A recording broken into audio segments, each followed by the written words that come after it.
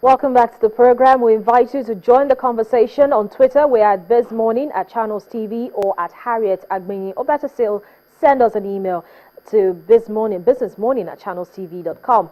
Now, the Central Bank's Monetary Policy Committee yesterday decided that patience is the way to go on interest rate and other reserve ratios, at least until after the general elections are wrapped up by mid next month.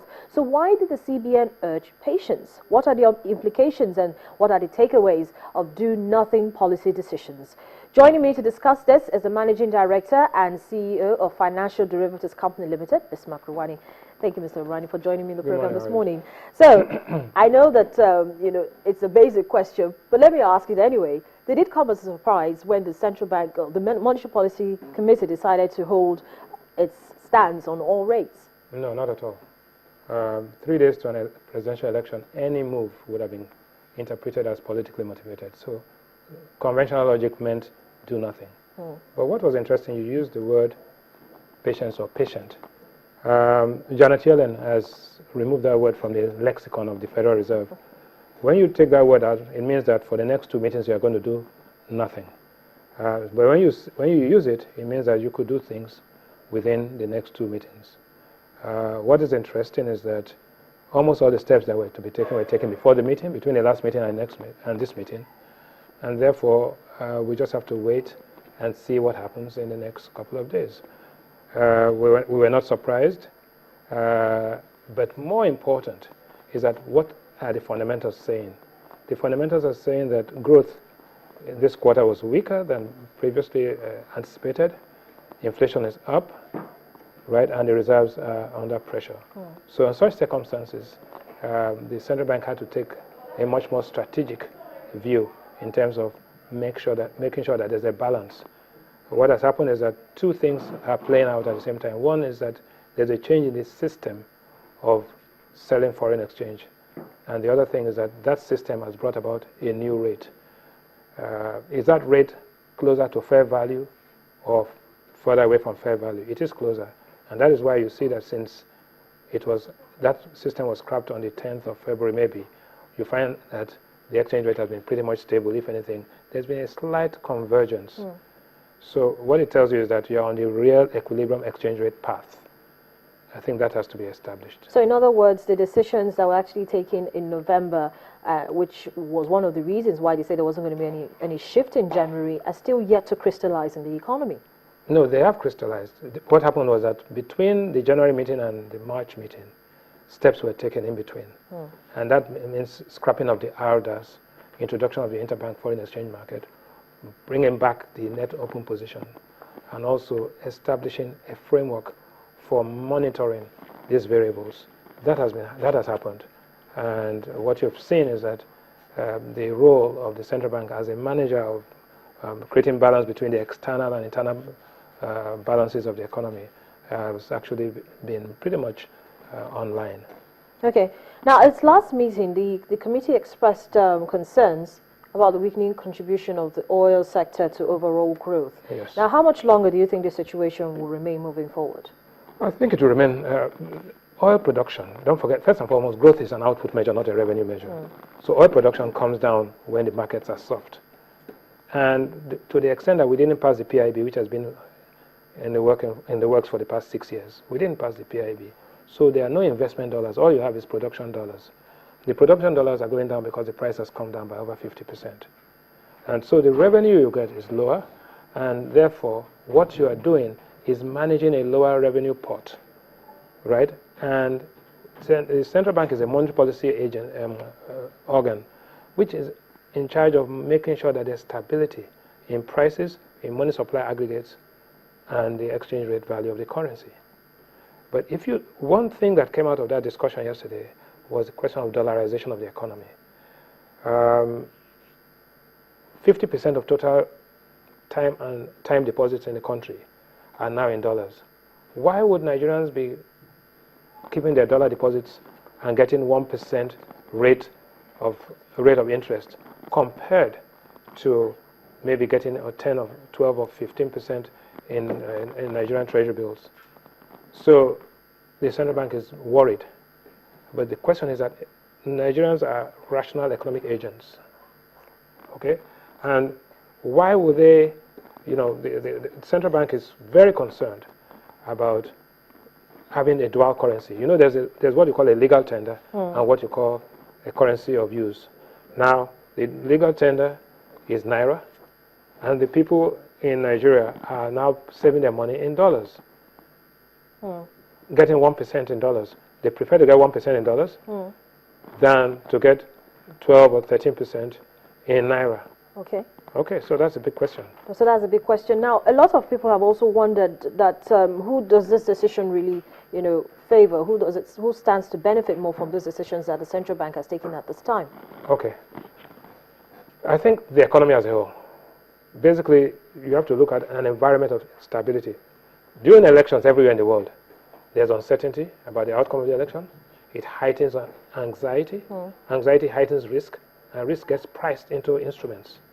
So all of these things, don't forget that 3 days to the MPC meeting, S&P put us on downgraded us. 3 days to the meeting previously, we had a negative watch by JP Morgan. So the markets are putting you under pressure to do the right things. So if you didn't do the right things, the markets will react. So what we've seen after the meetings, whether the markets did not react negatively, that's a plus. That's a winning. If they had done anything wrong, the markets immediately. Remember the last time we had a meeting and they made some steps. Of course, the markets punished the Naira and punished all Nigerian instruments. So what we have seen from yesterday to today is that the markets look at it positively, but we know it's a waiting game. After the elections on Saturday and the results are announced, and if they are transparent, which we expect them to be, then the market will now say, okay, let us begin to watch how we're going to recover from this. Okay, so you mentioned the S&P downgrade. Let's talk a little more about that. How much would this downgrade actually impact the economy as we actually move towards May 29? No, basically the outlook, when you look at a rating, you look at the rating itself and you look at the outlook. The outlook is stable. Okay. While the downgrade was just taking you lower into junk status to B+. So that has already been priced in. And that will mean more work. More work, and borrowing by Nigeria will become more expensive. So the cost of debt service, which is already about 24% of our export revenues right now to service our external debt,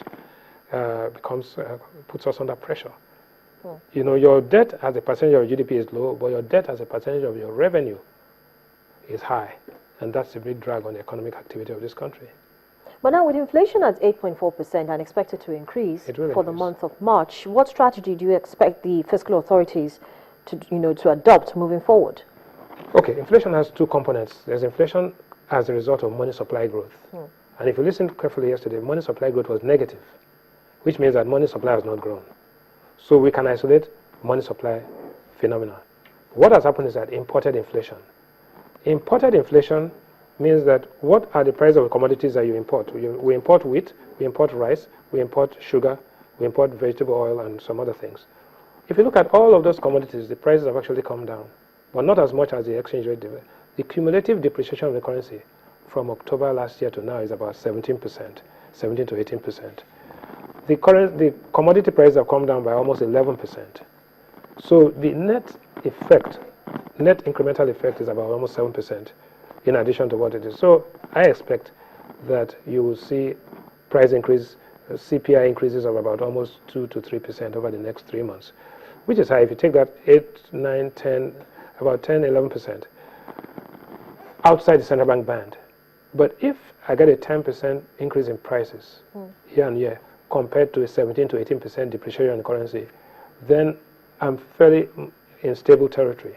You can then manage it out. So what do you expect? You increase productivity and increase use of domestic products, because one big advantage of a depreciation of currency is that foreign goods become more expensive and local goods become more attractive. And those who are producing local goods will increase the quality. Say, for example, if you're sending your child, some people send their children to kindergarten school in England. If it costs you 335 naira to buy £1, nobody will tell you before you bring your child home. And if you bring your child home, you will improve the quality of the schools here, improve the quality of the hospitals here, improve the quality of the facilities here. That is institutional improvement. But one important thing is that over time, in the last 20 years, we have 7 years of stable currency, then we adjust the currency. After we adjust the currency, there's always a systemic failure in the system. That is credit. You have a banking risk problem. We had it when we adjusted the currency from 21 to 88. We had a net fund crisis and a failed bank. When we did it again in 2007, 2008, when Soludo did the adjustment, then Sanusi came and we had all these failed banks. So there's a relationship between currency adjustment and systemic risk for the banking system. What is going to happen after this? Are the banks going to suffer? The reason this time we're lucky, because in June there was the delinquent debtor memo which came out. We said that any customer who borrows and does not honor his obligations will not be allowed to borrow from any bank in Nigeria without the permission of the central bank. Therefore, a lot of people who were owing have started paying back their debts. So the banks are in a stronger position to withstand the shocks. So what we are going to see this time is, after the devaluation, we will not see a bank shakeout because the banks are in a stronger position. So and that has to be noted. This happened since June 30, when the central bank governor passed on this. It came in June 2nd. The circular came out June 30, and that's a very remarkable development. Well, Mr. Ruwani, let's take a quick break, and when we come back, we'll take a look at the implications and takeaways from the markets, although you started talking a little more about it, but we'll focus quickly now on the markets, the interbank, treasury bills markets, as well as the bonds markets as well. You're watching Business Morning on Channels Television, and the focus is on the no decision move by the Monetary Policy Committee of the Central Bank of Nigeria on key rates. I've been having a conversation with Mr. Bismarck Ruwani. When we come back on the program, we'll take a look at the implications and takeaways for the market, with particular focus on the interbank markets, the bond market, as well as the treasury bills market. Please join us again.